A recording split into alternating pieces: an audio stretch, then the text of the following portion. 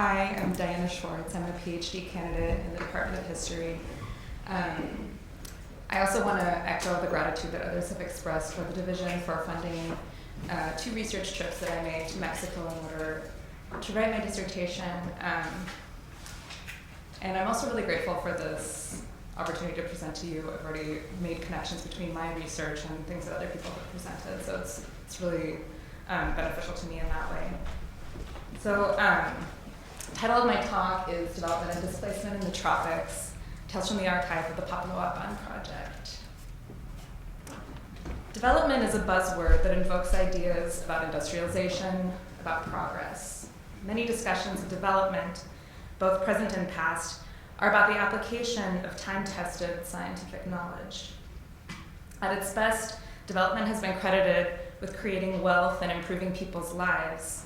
At its worst, it's been faulted for exacerbating inequality and causing displacements and dispossession. Today, I'm going to share a little bit with you about my dissertation, which is about how ideas about development were put into practice in the middle of the 20th century. I focus on the Papaloapan Project, which was a regional plan to develop the economy, the infrastructure, and society of the Papaloapan River Basin in southern Mexico.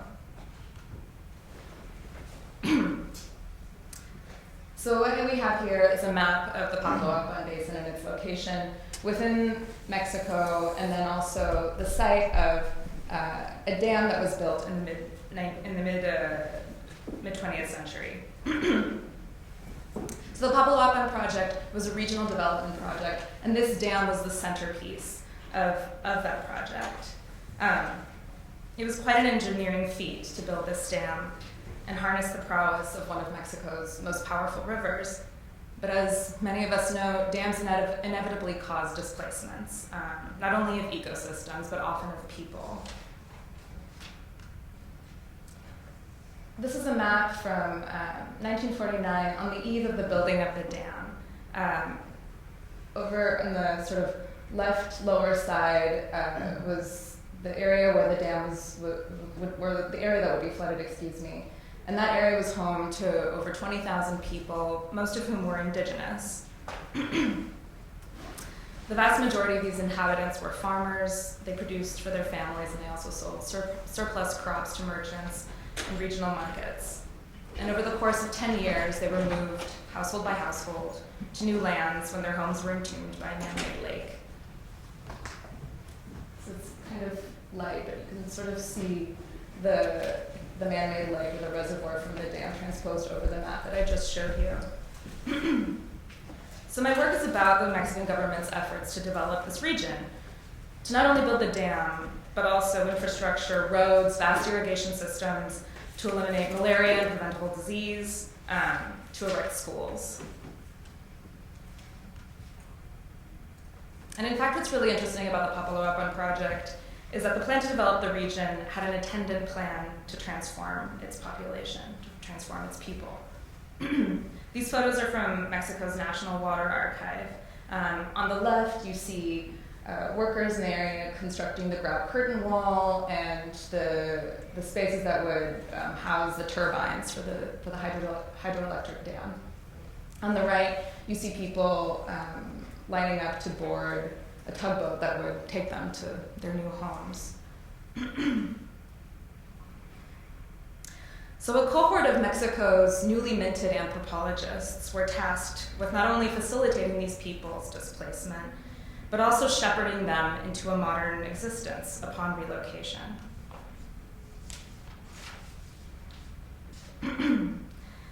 The anthropologists would facilitate discussions between the indigenous inhabitants and engineers who were in charge of building the dam, as we see in that photo on the left.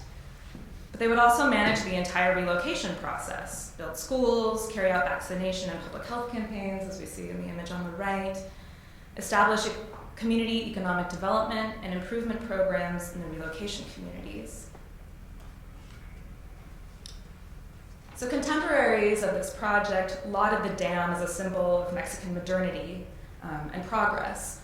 Years later, in the 1970s, critics began to condemn the displacement of the region's indigenous citizens in the name of development. But I wanted to know what happened during these years. when the dam was built and what happened to the people who were forced to relocate. More specifically, I asked what kinds of how scientific knowledge was developed and employed in the Papaloapan, and what were the effects of this experiment in directed change. So today I'm going to share two of my research findings with you about the nature of scientific knowledge in the Papaloapan Basin during the relocation process. I also propose some concluding thoughts about the practice of development in the Papaloapan. So the first point I'm going to make is about the art of map making and its relationship to planning the evacuation. Before the building of the dam, maps of the region were based on limited knowledge. Historically, the jungle terrain made for difficult topographical measurements. The map that I showed you previously that was drafted in 1949 had very limited detail of topography, even of toponyms. It was a very rough sketch of the geography of the region. But accurate maps were necessary in order to predict what areas would flood and when. So the commission in charge of building the dam set a team of engineers and topographers to measure the geography and topography of the river basin and to render a representative map to predict the shape and size of the reservoir. What we have here is a publication just in the wake of the building of the dam that actually, it includes a map that you see here, but it also shows the measurements that were taken, and the ways in which they rendered the map, which was partially from aerial photography, which you see in the lower right-hand corner. But the calculations that the engineers made are in the opposite upper right and lower left corners as well. Yet despite their best efforts, the predictions of what communities would be flooded and when were wrong. The engineers had predicted that the dam waters would affect 3 municipalities, but in fact 7 municipalities were impacted by the flooding. Some of the indigenous residents were told that they would expect to move in 6 months, maybe even 9 months, but then from one day to the next were forced to relocate when the water unexpectedly arrived at their heels. So in short, the maps, as scientifically informed as they may have been, were not enough to predict a safe and careful relocation of the region's population. The poor planning and subsequent loss of crops and material goods caused a lack of confidence among the inhabitants, as one might expect. The second point I want to make has to do with ideas about community, both in time and in space. If the engineers and topographers were tasked with mapping the environmental landscape, it was the job of anthropologists to make social and cultural maps of the terrain. I mentioned earlier that anthropologists were in charge of facilitating the relocation process. They arrived to the region as workers excavated and erected the dam in the early 1950s. These anthropologists embarked on what they called a project of ethnographic reconnaissance, taking stock of the cultural traits and social practices of the indigenous inhabitants. The information that they culled from their fieldwork was to inform a well-planned relocation program. They thought that a culturally sensitive community development program would help bring the trappings of modern life to the indigenous inhabitants of the Papaloapan Basin, but without sacrificing the inherent qualities that made them indigenous. The anthropologists had many preconceptions about the nature of indigenous life, but for our purposes, the most important assumption had to do with the nature of community members sharing a common and long-standing sense of identity. It was assumed that this shared community was rooted in the land, bound by a fixed territory and space. And this idea of territory-based solidarity guided many of the plans and preoccupations of the anthropologists as they shepherded these people from their old lands to the new. Now, many of the lands to be flooded by the dam were ejidos. Ejidos in 20th century Mexico were communally held lands that the Mexican government had awarded title to groups of men if they had previously lacked lands. In the map that you see here, which was drafted in the mid-1950s, so as the waters were rising, we see that the ejidal lands, which are outlined in red, you can kind of, I apologize that it's all folded, this was something that I dug out of the archive. but you can sort of see the outline in the perimeter of the reservoir waters. And while this isn't a very precise map, you can also see sort of where the ejidos were underneath those waters that are outlined in, the ejidos are outlined in red.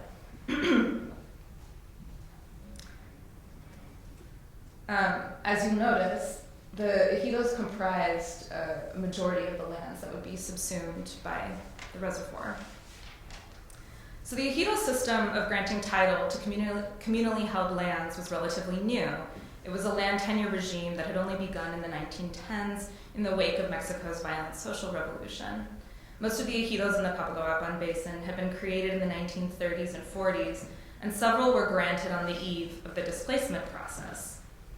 So after reading the files of land petitions and conflicts among the inhabitants of the basin, that is, among the peoples who lived in these areas, I found that the anthropologists' ideas about long-standing community identity rooted in the land were in fact misled. In the 1930s and 40s, many families moved. So families within this area, before the dam was built, moved. They moved to join already formed ejidos, to file new petitions, perhaps after theirs had been denied. All of this is to say that thousands of people in this area were highly mobile before the dam was built. I'm still in the process of determining the degree of mobility among the ejido dwellers, or ejidatarios as they're called in Spanish, but suffice it to say that many had only recently moved to join these ejidos. So the dislocation caused by the dam would still be deeply felt by the affected residents, no doubt, but the long-standing land-based community identity and solidarity that anthropologists sought to retain through the location process was a fiction of their own invention.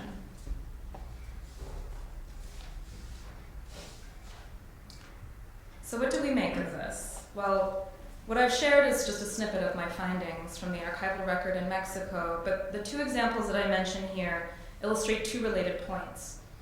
First, scientific knowledge about how to develop a place and its people was not brought to the Papaloapan. Rather, as the examples of map making and anthropological ideas of community illustrate, it was made in the Papaloapan. This leads me to a second and related point. The dispossession and displacement of the people in the Papaloapan was not only a result of the development project, but constitutive of the idea of development itself. In fact, the displaced population, through their interactions with state engineers, topographers, and perhaps most importantly, anthropologists, shaped the supposedly scientific concepts of modernization, development, and even what it meant to be indigenous in the 20th century. Thank you.